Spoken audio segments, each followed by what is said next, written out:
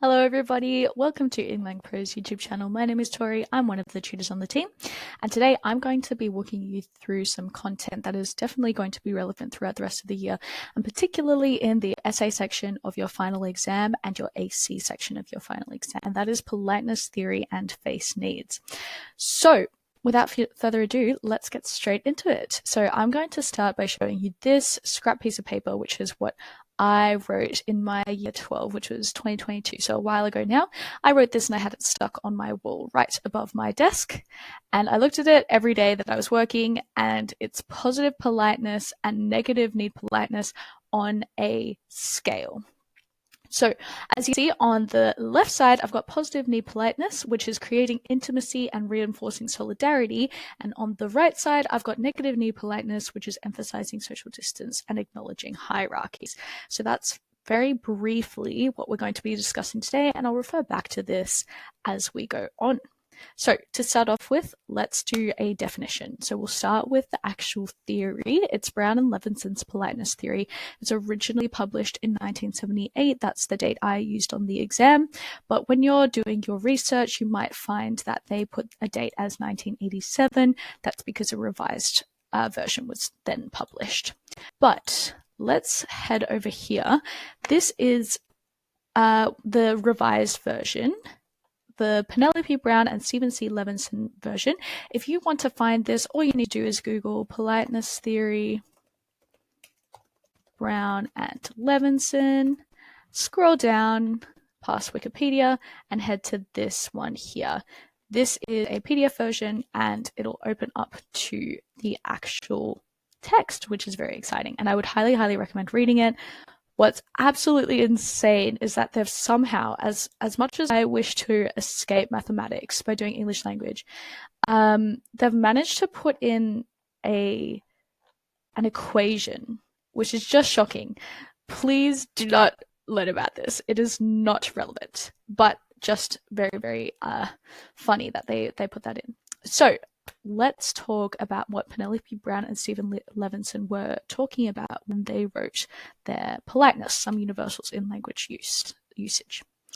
So we'll start off with the idea of face. Now, this is a very, very important idea because we need to discuss politeness in terms of positive and negative, and that does not mean negative is bad. And this is a key idea that I want you guys to know straight off the bat, is that if you are being polite and you are supporting someone's negative face needs, you are still being polite. And that's a really, really important to note. It is not negative, it's not bad. It's just a different type of politeness and attending to a different type of face than positive face.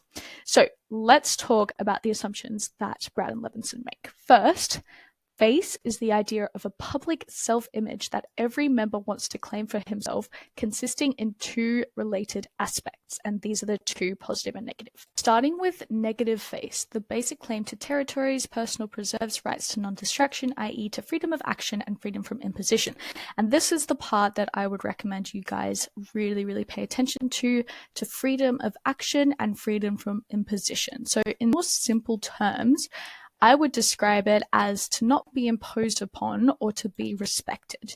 So think about this in terms of us in Australia. We get on a tram at Flinders Street Station and we're heading out to St Kilda. When we sit down on the tram, it would be considered impolite for someone to sit down next to us and start talking to us. And they could be very nice, but we're still being imposed upon because we don't want to talk to those people, right? We've sat down on the tram and we've got our headphones in. It's rude for them to talk to us, even if they're being very nice. And the reason for that is our negative face, which is to not be imposed upon, i.e. I'm clearly not trying to talk to you, I have my headphones in. That is being imposed upon. So they're imposing on me by asking me to respond to them, and my negative face is being threatened. So I would consider that as rude, even if they're being very kind to me. So that's negative face needs. Another very important part of negative face needs is to be respected. And this is super important if you think about in ACs, for example, in terms of formality. If someone were to interact with the Queen, for example, and say Lizzie instead of Your Majesty or whatever the actual proper way to refer to her is, then that would be seen as very rude and also informal in a very formal context. So a mismatch between the speaker actually talking and the environment in terms of formality. So a good way to think of this is, are they using the correct titles?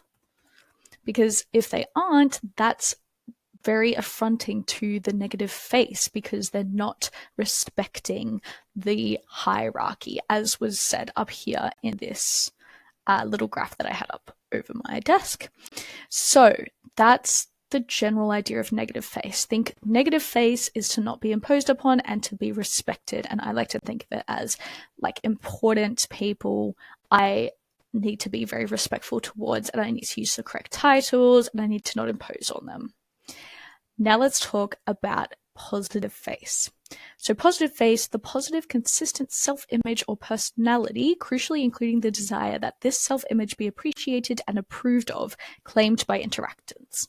So in simpler terms, what they're meaning is that positive face is to be liked and to be part of the group. So I really want people to think I'm funny and cool.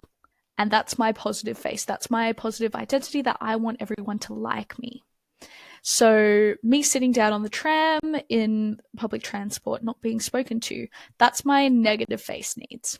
But if I was sitting on the tram next to my best friend and they didn't talk to me, then my positive face needs are being offended, because my positive face is the need to be liked and to be a part of the group. If I'm suddenly being ignored by someone who I thought was in my in-group, then I'm wondering, what have I done wrong? Why am I now not part of the group? Am I not liked anymore? So my positive face is being affected there.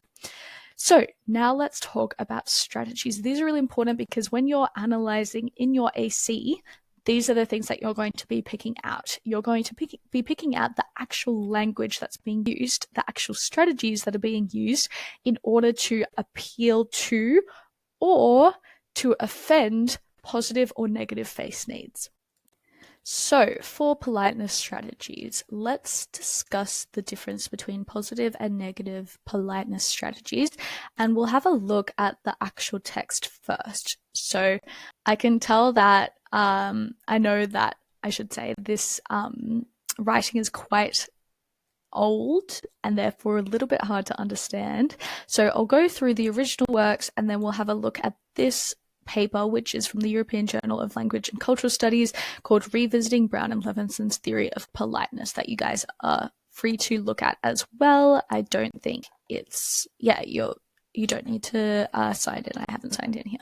So let's have a look. If politeness is oriented towards the positive face of H, they've put in some names, just ignore that. And we'll skip towards here. These are the strategies. By treating him as a member of an in-group, a friend, a person whose wants and personality traits are known and liked.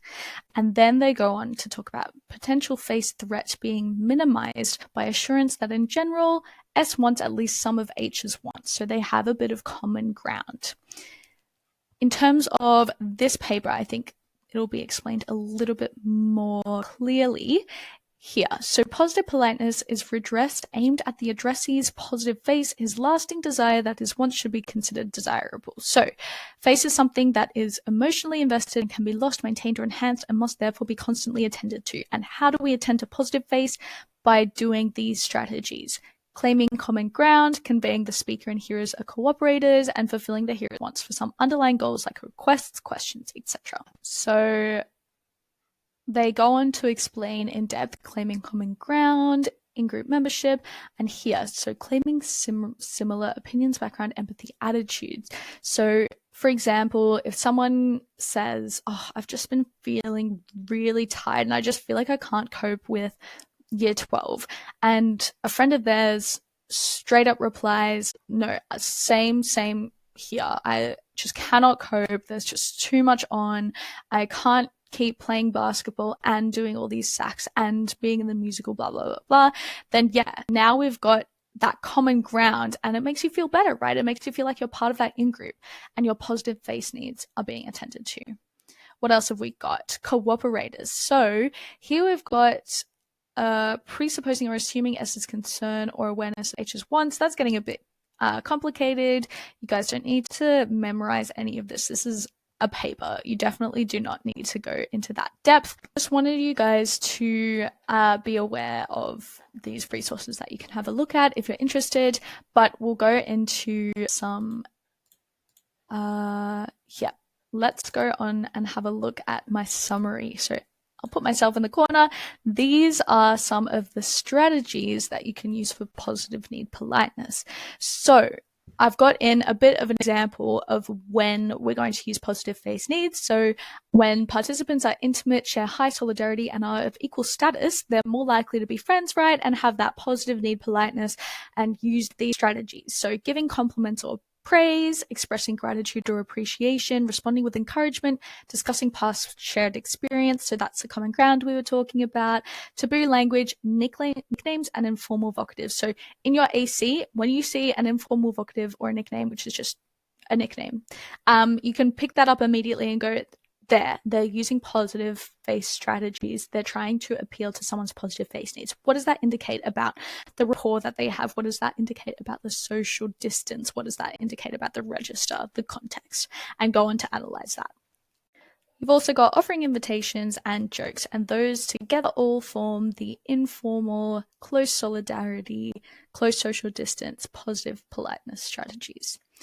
Now let's head over to negative politeness strategies. And again, we'll start with the original text or their edited version that they then released a few years later. So negative politeness, on the other hand, is oriented mainly towards partially satisfying H's negative phase, his basic want to maintain claims of territory and self-determination, essentially avoidance-based. So remember what I said about on the tram, just ignoring someone is actually very polite.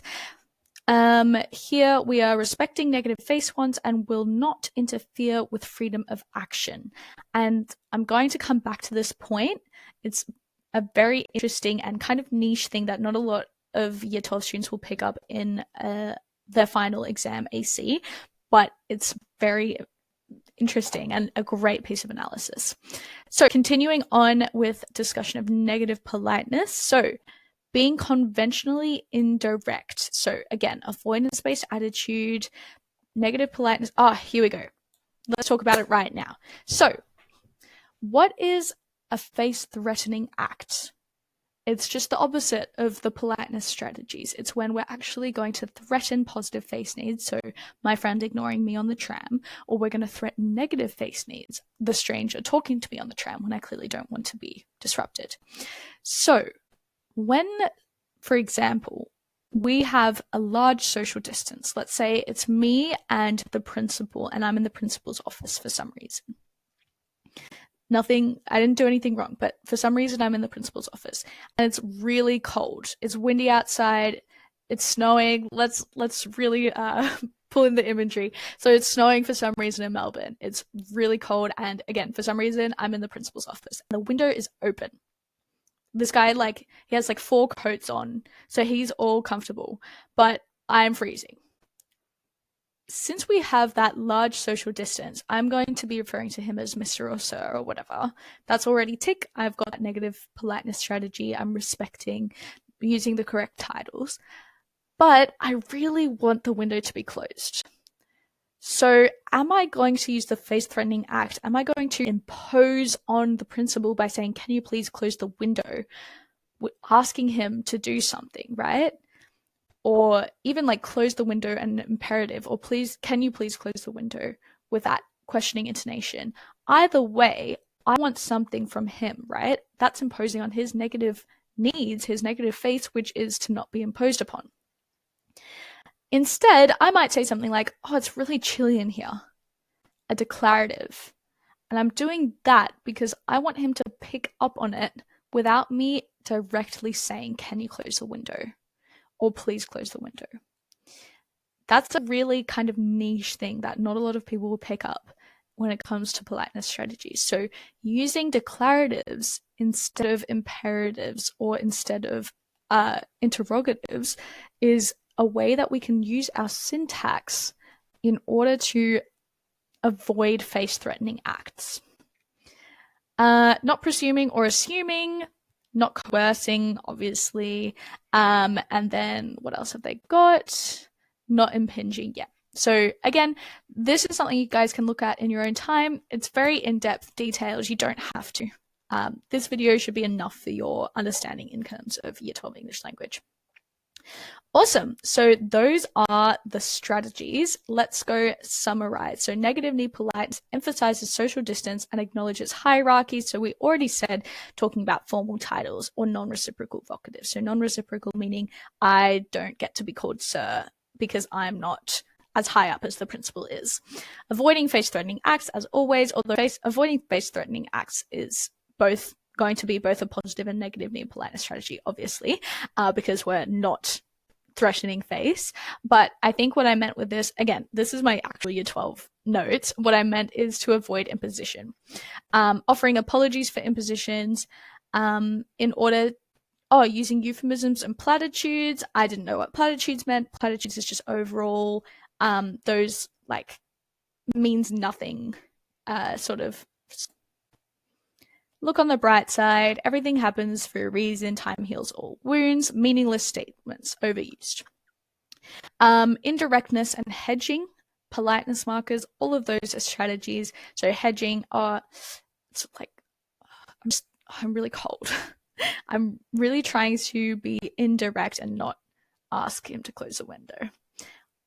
And here at the bottom, and actually up the top here as well, I put these in general ideas that I want to think about when I'm about to discuss politeness. How well do we know each other? What is the difference in power? And that is in terms of relative roles. So what is the power that the principal has compared to me, a student? Or me and my best friend, we have equal power. What does that mean? We're more likely to lean towards this high solidarity environment with positive politeness. And down here I've got why create distance. And so let's talk about that now. In AC application, for example, why might we maintain face needs? Let's talk about negative face needs. We might want to maintain authority.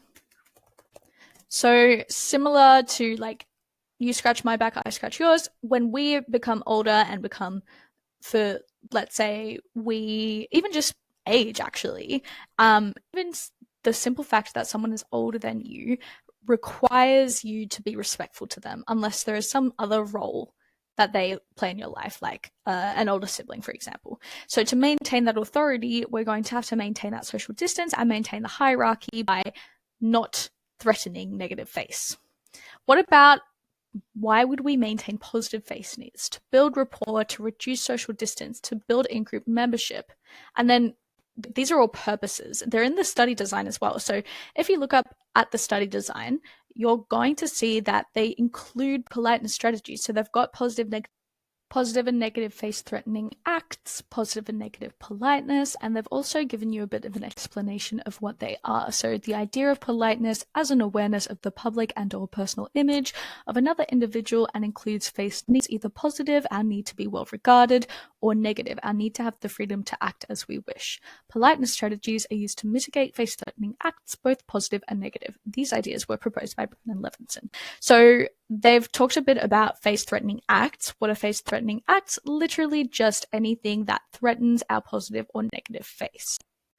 And what I've just done actually magically is to put in some examples of face-threatening acts. So remember, just like with politeness strategies, they are divided into positive and negative. So here are some positive face-threatening acts: disagreeing or arguing, criticizing someone, interrupting while they're speaking, ignoring or snubbing, showing disinterest or disapproval, making fun of someone, complaining about someone, expressing disapproval or contempt, being sarcastic, disregarding someone's opinion or contribution.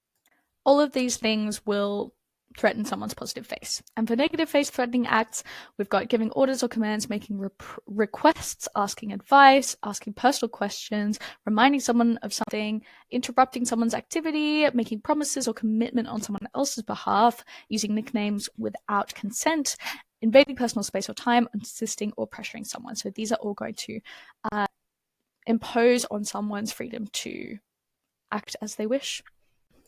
And I've also put in some positive and negative politeness strategy examples. So compliments, interests, concerns, basically just another list of examples similar to what I've got in that little piece of paper at the top. And same with negative politeness strategies. So hedges and indirect language, apologizing, avoiding direct commands, showing respect for time and space. All right. So just to finish off, let's have a look at our threatening face needs, why we might do that. So to offend someone, to make fun of them, or to reduce their authority are kind of the main things that we're thinking about. Or also if you're not sure who they are, so classic like movie trope where you don't know that there's some rich billionaire, so you just act normal around them and they're just so gobsmacked that you have the audacity. So that could be another example of why we might accidentally face threaten, but these are the reasons why we might threaten. So this is what I want you guys to have a think about, is that why might we want to make fun of someone? What is the context? What is the function, purpose, register that all builds up to that reason for why we might be threatening someone's face? And finally, let's have a look at an essay. So in your 2018 exam, we've got question 7, which is users of Australian English must always negotiate positive and negative face needs in order to communicate successfully in the contemporary Australian context. So you guys will have a lot of resources coming about how to write essays. So I won't go into super deep detail about that, but number one, my red flag is always, so I'm definitely going to talk about when this might not be the case. So for example, let's talk about like an emergency situation. You're not going to say, sir, please call an ambulance. My friend is bleeding on the floor. You're just going to say, emergency, someone call an ambulance. Or you're going to say, you call an ambulance, even though that's rude. It's not needed to communicate successfully because we need that. Stop, emergency. It's a different context. So talk about contexts where face needs aren't as important. And have a look at, here we've actually got a Brown and Levinson example in our stimulus materials. So probably not something that you're going to use because you already have the original theory and you've got the date in your head that you're going to use. Phubbing, so phone and snubbing, used in my family quite a lot actually. So you can talk about how this is a new, at this time, it's not exactly a neologism anymore, but it's blend, and what sort of face needs are going to be either threatened or going to be respected in this sense. So these sort of words, for example, the slang, it's not going to offend someone who you're super close with. So just a bit of a dig at them. So how might the relationship that you have with that person result in whether or not you can use words like this, whether or not you can use even taboo language or swearing.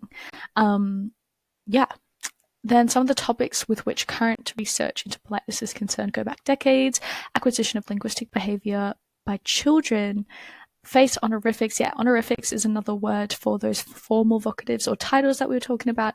So that could be really, really interesting to go on to have a look in. And there will be a video coming about different identities and how interaction of gender with politeness. We'll touch on that with our identity explanation when we get started into Unit 4.